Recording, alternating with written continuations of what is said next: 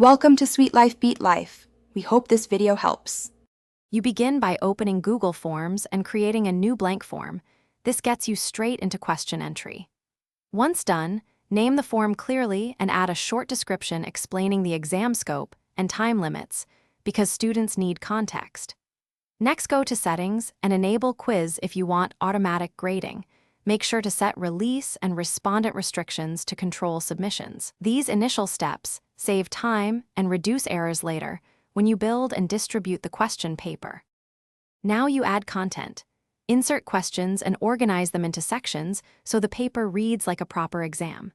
Use multiple choice for objective scoring, short answers for manual grading, and file upload for essays or attachments. Vary types to test different skills.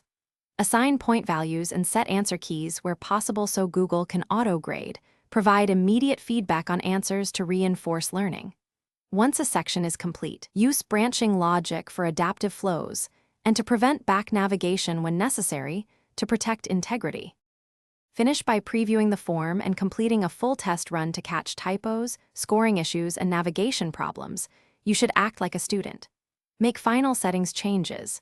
Shuffle question order to reduce cheating, collect emails, and limit to one response if needed. Then distribute using Send Link or Classroom. If something goes wrong, grades missing, or questions skipped, check required field flags, section branching, and that answer keys are set. Fix and retest immediately to ensure reliability. Thanks for watching. Consider subscribing if we helped you.